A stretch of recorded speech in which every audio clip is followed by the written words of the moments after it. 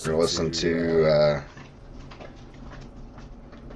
Trump here at this WEF speech, and might make some commentary while we do that. Go ahead and got this from Mr. Sunshine Baby over on YouTube. You can go like and follow him if you want. 4%, far greater than anybody other than myself and a few others had predicted. Since the election, the stock market. I'm gonna slow this down for you guys. Just set 52 all-time high records.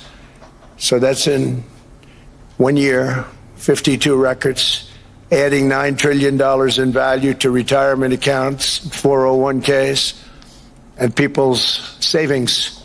People are doing very well. They're very happy with me. Since my inauguration, we've lifted more than 1.2 million people off of food stamps, and after 4 years in which Biden secured less than $1 trillion of new investment in our country. Think of that, $1 trillion, substantially less than that.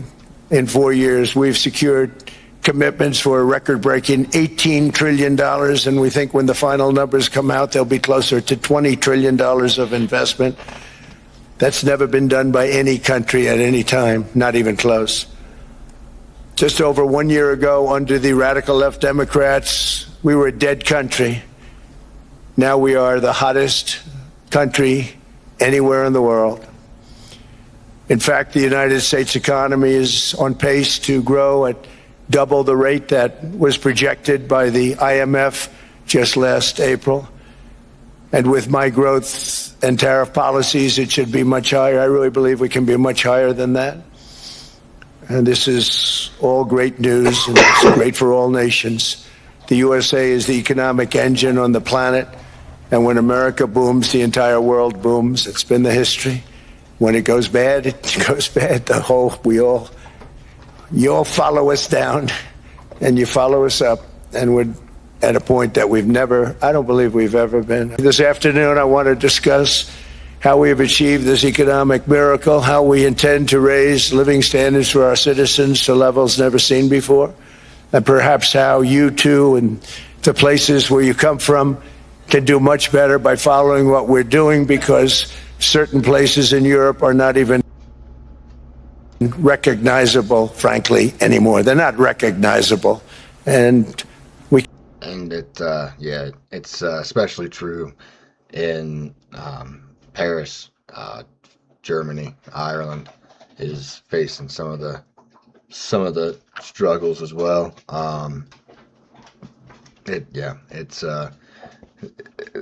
very different from the immigration we have here. The immigration we have here is obviously largely from South America, but not to say that Chinese nationals and Arabs and all these other people aren't making it through or weren't making it through the border.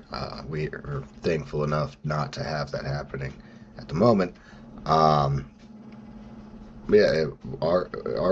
immigration's very different. Their immigration is largely from Islamic countries, and so that poses different threats and different problems than these, South American, largely Catholic countries do. We can argue about it, but there's no argument. Friends come back from different places. I don't want to insult anybody and say I don't recognize it. And that's not in a positive way. That's in a very negative way.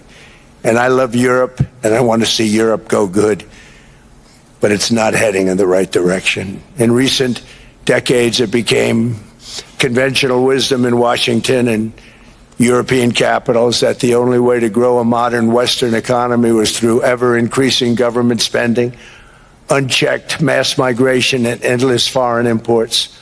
The consensus was that so-called dirty jobs and heavy industry should be sent elsewhere, that affordable energy should be replaced by the Green New Scam, and that countries could be propped up by importing new and entirely different populations from faraway lands. This was the path that Sleepy Joe Biden administration and many other Western governments very foolishly followed, turning their backs on everything that makes nations rich and powerful and strong. And there's so much potential in so many nations. The result was record budget and trade deficits and a growing sovereign deficit driven by the largest wave of mass migration in human history. We've never seen anything like it. Quite frankly, many parts of our world are being destroyed before our very eyes, and the leaders don't even understand what's happening. And the ones that do understand aren't doing anything about it. Yeah, so I would say the ones that aren't doing anything about it are probably in on it. Virtually all of the so-called experts predicted my plans to end this failed model would trigger a global recession and runaway inflation. But we have proven them wrong. It's actually just the opposite. In 1 year, our agenda has produced a transformation like America has not seen in over 100 years. Instead of closing down energy plants, we're opening them up. Instead of building ineffective, money-losing windmills, we're taking them down and not approving any. Instead of empowering bureaucrats, we're firing them, and they're going out and getting jobs in the private sector for 2 and 3 times what they were making in government. So they started off hating me when we fired them, and now they love me. Instead of raising taxes on domestic producers, we're lowering them and raising tariffs on foreign nations to pay for the damage that they've caused. I've come to this year's World Economic Forum with truly phenomenal news from America. Milk. Yesterday marked the 1-year anniversary of my inauguration, and today, after 12 months back in the White House, our economy is booming, growth is exploding, productivity is surging, investment is soaring, incomes are rising, inflation has been defeated, our previously open and dangerous border is closed and virtually impenetrable, and the United States is in the midst of the fastest and most dramatic economic turnaround in our country's history. Under the Biden administration, America was plagued by the nightmare of stagflation, meaning low growth and high inflation, a recipe for misery, failure, and decline. But now, after just 1 year of my policies, we are witnessing the exact opposite: virtually no inflation and extraordinarily high economic growth. In 12 months, we have removed over 270,000 bureaucrats from the federal payrolls, the largest single-year reduction in government employment since the end of World War II. Nobody thought that was coming, but we had no choice. To make a country great, you can't have all federal jobs. We've cut federal spending by $100 billion and slashed the federal budget deficit by 27% in the single year. It's going to go down quite a bit more from that, driving inflation way down from the record highs of the Biden administration. Every month, they went up and up and up. I promised to cut 10 old regulations for every single new regulation. But instead, I've cut, actually, till this point, 129 regulations for every one new regulation approved. So every time they come in with a new regulation, we do at least 10, but so far it's averaging out to 129, if you can believe it. In July, we passed the largest tax cuts in American history, including no tax on tips, no tax on overtime, no tax on Social Security for our great seniors. We also provided 100% expensing, that's the one they like, and bonus depreciation for all new equipment and capital investments to help companies expand and shift production to America. They are so in love with that. They build a plant, they're able to deduct it immediately, the whole thing, rather than waiting 38 to 41 years in the old days. This is a miracle taking place. Nobody thought it would ever be done by any country, but it's done by us. It was what made my first term the most successful 4-year term that we've ever had from a financial standpoint.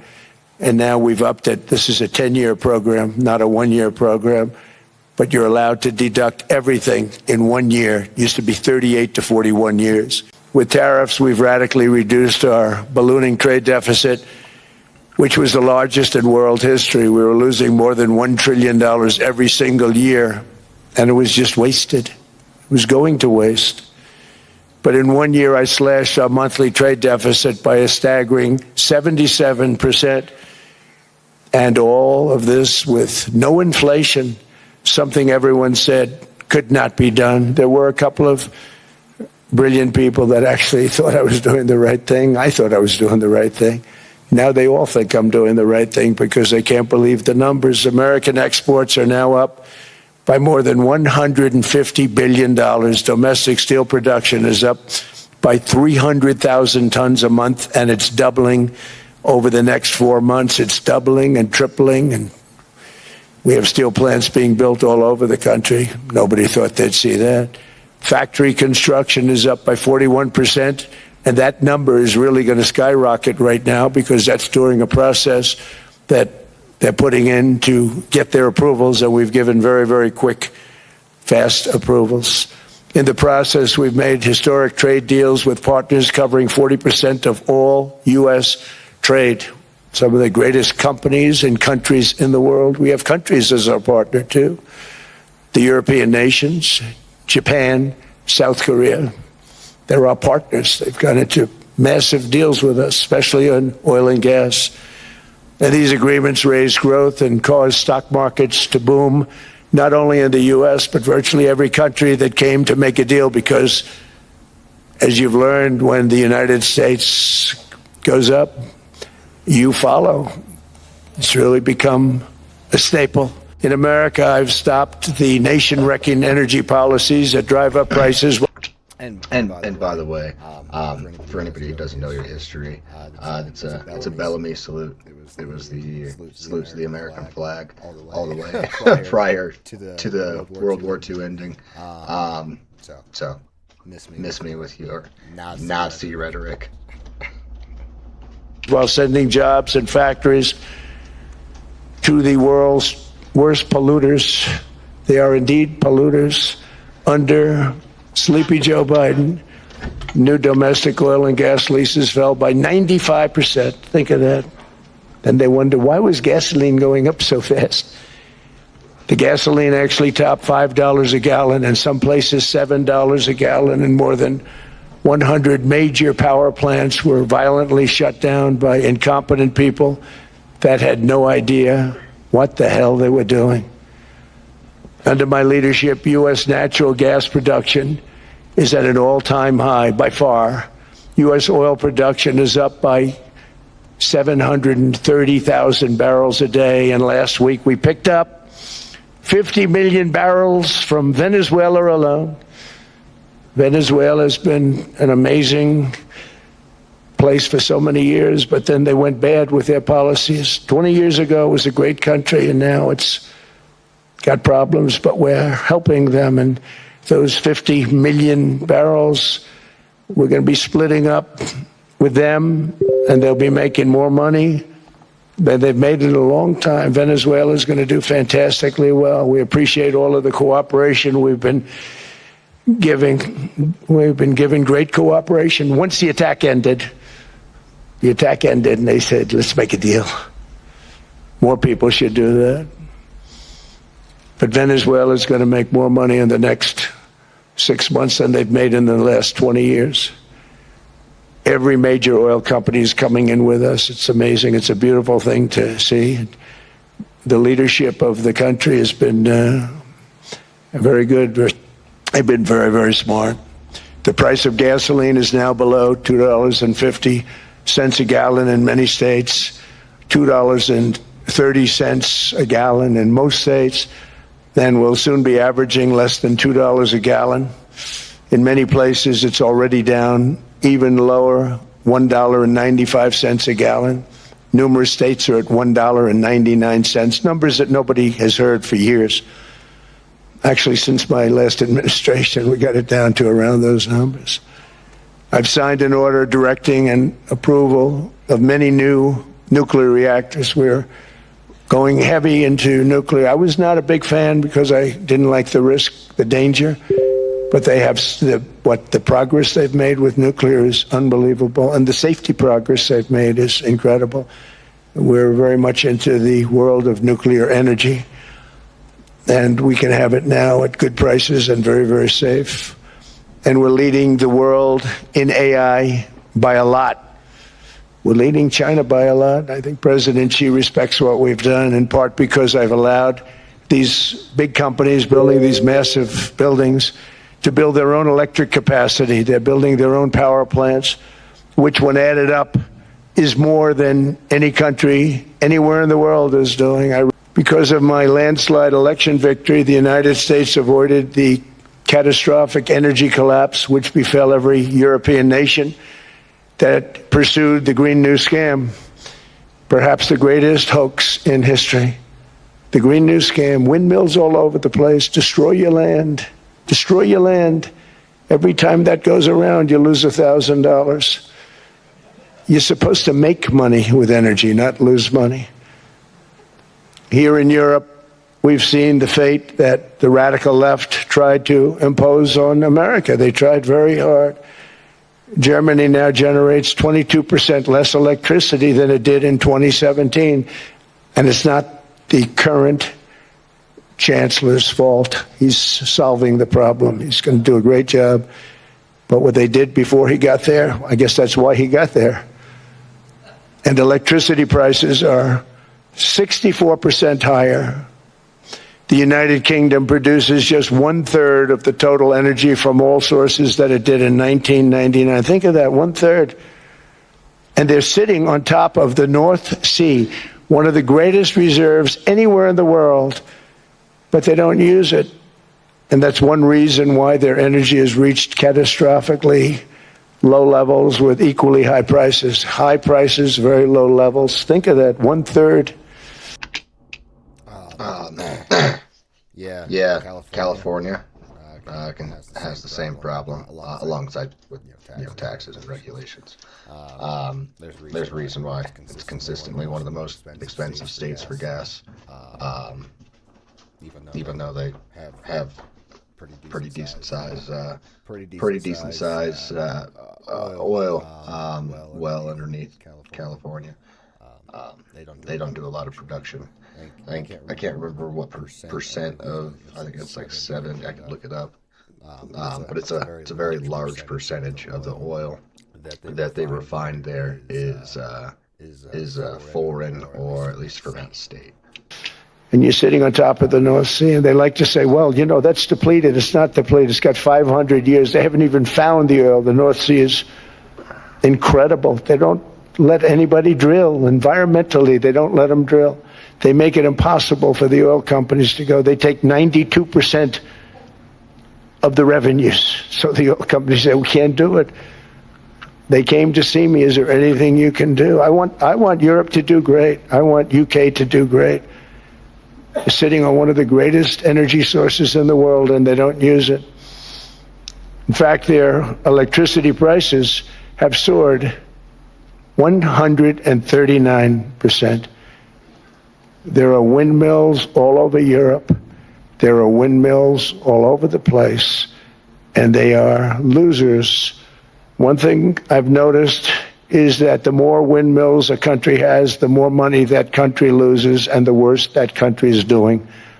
China makes almost all of the windmills, and yet I haven't been able to find any wind farms in China. Did you ever think of that? It's a good way of looking at it. They're smart. China's very smart. They make them, they sell them for a fortune. They sell them to the stupid people that buy them, but they don't use them themselves. They put up a couple of big wind farms, but they don't use them. They just put them up to show people what they could look like. They don't spin. They don't do anything. They use a thing called coal mostly. But China goes with the coal. They go with oil and gas. They're starting to look at nuclear a little bit, and they're doing just fine. In 2019, Denmark said that they would spend over $200 million to strengthen Greenland's defenses. But as you know, they spent less than 1% of that amount. 1%. There's no sign of Denmark there. And I say that with great respect for Denmark, whose people I love, whose leaders are very good. It's the United States alone that can protect this giant mass of land, this giant piece of ice, develop it and improve it and make it so that it's good for Europe and safe for Europe and good for us. And that's the reason I'm seeking immediate negotiations to once again discuss the acquisition of Greenland by the United States, just as we have acquired many other territories throughout our history, as many of the European nations have. They've acquired, there's nothing wrong with it. Many of them, some went in reverse, actually, if you look. Some had great, vast wealth, great, vast lands all over the world. They went in reverse. They're stuck back where they started. That happens too. But some grow. But this would not be a threat to NATO. This would greatly enhance the security of the entire alliance, the NATO alliance. The consequences of such destructive policies have been stark, including lower economic growth, lower standards of living, lower birth rates, more socially disruptive migration, more vulnerability to hostile foreign adversaries, and much, much smaller militaries. The United States cares greatly about the people of Europe. We really do. I mean, look, I am derived from Europe. Scotland and Germany, 100% Scotland, my mother, 100% German, my father. And we believe deeply in the bonds we share with Europe as a civilization. I want to see it do great. That's why issues like energy, trade, immigration, and economic growth must be central concerns to anyone who wants to see a strong and united West. Because Europe and those countries have to do their thing. They have to get out of the culture that they've created over the last 10 years. It's horrible what they're doing to themselves. They're destroying themselves. These beautiful, beautiful places. We want strong allies, not seriously weakened ones. We want Europe to be strong. We're building a golden dome that's going to, just by its very nature, going to be defending Canada. Canada gets a lot of freebies from us, by the way. They should be grateful also, but they're not. I watched your Prime Minister yesterday. He wasn't so grateful. But they should be grateful to us. Canada lives because of the United States. Remember that, Mark, the next time you make your statements. All we want from Denmark. Canada lives because of us. Remember that. For national and international security, and to keep our very energetic and dangerous potential enemies at bay, is this land on which we're going to build the greatest golden dome ever built. We're building a golden dome. We never asked for anything, and we never got anything. We probably won't get anything unless I decide to use excessive strength and force, where we would be, frankly, unstoppable. But I won't do that. Okay, now everyone's saying, oh, good. That's probably the biggest statement I made, because people thought I would use force. I don't have to use force. I don't want to use force. I won't use force.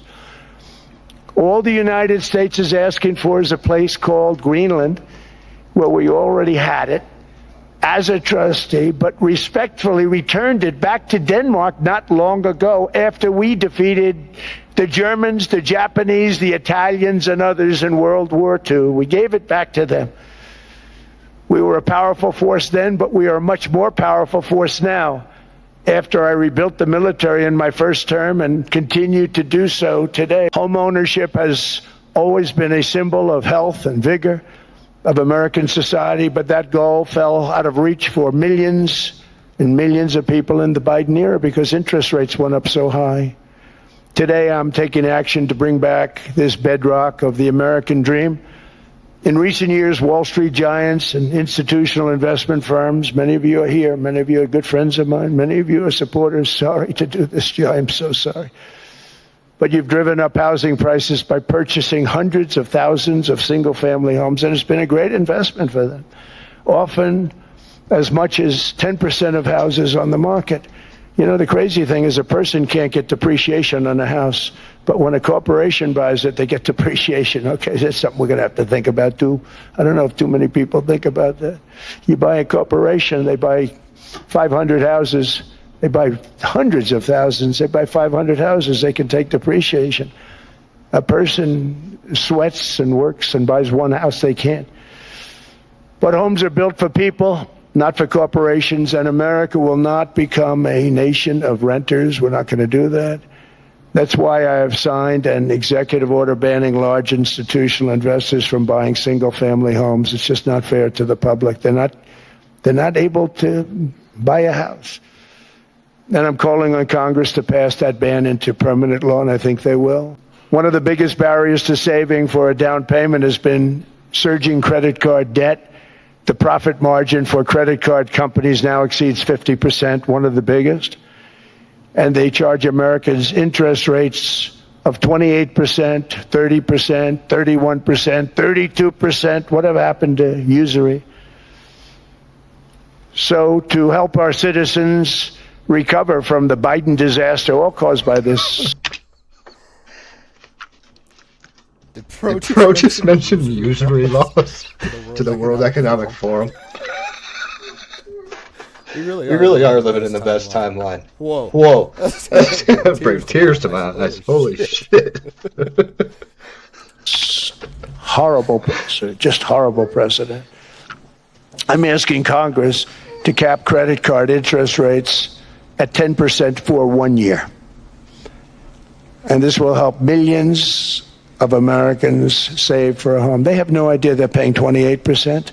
They go out there a little late in their payment and they end up losing their house. It's terrible. So we want a piece of ice for world protection, and they won't give it. We've never asked for anything else, and we could have kept that piece of land, and we didn't. So they have a choice. You can say yes, and we will be very appreciative, or you can say no, and we will remember. To unleash innovation and savings and financing, I'm also working to ensure America remains the crypto capital of the world. And to that end, last year I signed the landmark Genius Act into law. Now Congress is working very hard on crypto market structure legislation, Bitcoin, all of them, which I hope to sign very soon, unlocking new pathways for Americans to reach financial freedom. And finally, I've instructed government-backed institutions to purchase up to $200 billion in mortgage bonds to bring down interest rates. And I'll be announcing a new Fed chairman in the not-too-distant future. I think he'll do a very good job. See, I gave away some of it. He did give that away. So we have something, got something, but somebody that's very respected. They're all respected. They're all great. Everyone that I interviewed is great. Everyone could do, I think, a fantastic job. Problem is they change once they get the job. They do. You know, they're saying everything I want to hear, and then they get the job. They're locked in for 6 years. They get the job, and all of a sudden, let's raise rates a little bit. I call them, sir, we'd rather not talk about this. It's amazing how people change once they have the job. It's too bad. Sort of disloyalty, but they got to do what they think is right. We have a terrible chairman right now, Jerome Too Late Powell. He's always too late. And he's very late with interest rates, except before the election. He was just fine for the other side. So we're going to have somebody that's great, and we hope he does the right job. Last week, the average 30-year mortgage rate dropped below 6% for the first time in many years. But equally importantly, we're cracking down on more than $19 billion in fraud that was stolen by Somalian bandits. Can you believe that Somalia? They turned out to be higher IQ than we thought. I always say these are low IQ people. How did they go into Minnesota and steal all that money? And we have, you know, they're pirates. They're good pirates, right? But we shoot them out of the water just like we shoot the drug boats out. They're not pirating too many boats lately, do you notice? When they go out into those boats, they want to take over $1.5 billion tanker loaded up with oil, and they say, we're going to blow up your boat. They have powerful weapons. You hit the side of the boat, you blow the whole thing up. The insurance companies are petrified, so they say, just give them the boat. We'll give them money instead. and I don't do that. We blow them right the hell out of the water. We see them going out, we blow them out of the water. We don't have any pirates so much anymore. If we do, they won't be there long. We've cut down with the hitting of the boats that are loaded up with drugs, including submarines. Can you believe they actually buy small, they call them mini subs, very fast. They're meant for drugs. We've knocked out 2 of them. The Democrats say they were fishing. You have ruined somebody's fishing weekend, I would say. A submarine is not a fishing boat. You don't fish. But we've knocked down drugs by water, the oceans, the sea, by 97.2%. Think of that. And I actually say, who the hell are the 3%? Because I would not want to be piloting one of those boats. We knocked them down, and now we're going to start on land. We're going to knock it all out. The land is the easy part. What we did on the sea is incredible, and that's our great military. Yeah. The situation in Minnesota reminds us that the West cannot mass import foreign cultures which have failed to ever build a successful society of their own. The explosion of prosperity and conclusion and progress that built the West did not come from our tax codes. It ultimately came from our very special culture. This is the precious inheritance that America and Europe have in common. We share it. We share it, but we have to keep it strong. We have to become stronger, more successful, and more prosperous than ever. We have to defend that culture and rediscover the spirit that lifted the West from the depths of the Dark Ages to the pinnacle of human achievement. We live in an incredible, changing period. It's an unbelievable time, but we have to take advantage of the time that we're in. In our hands are technologies that our ancestors could scarcely have. I mean, they couldn't have even dreamt some of the things that we see today. And so rapidly they're produced. I mean, AI, 2 years ago, nobody ever heard of the term, and now everybody's talking about it. And it can have some very good purpose. It could also have some dangerous purpose, and for that we have to watch out. But some tremendous things are happening because of it. And we're leading by so much. We're doing so well. But opportunities that are bigger and grander than ever before in human history are right before us. It is the pioneers in this room. Many of you in this room are true pioneers. You're truly brilliant people. And that, ladies and gentlemen, is the video. I hope you enjoyed it as much as I did. Congratulations. Sweet. Yeah, I think there's that was a wonderful economic forum speech. I think laughing and there a lot of people that called him Hitler. Like to call him Hitler. I think that's laughable. I think so many people don't understand the history of the Bellamy salute. It was the American flag salute, part of the Romans, Ave Christus Rex. It comes from our long Western tradition and history. It was meant originally as like you were reaching your hand out to God to help. It was like you were giving your hand to God, and while you saluted the flag, or while you saluted your fellow centurion or whatever. So that's what it means. Whether you like it or not. Credit card rates going down to 10%. That's phenomenal. That's a wonderful thing for the American people.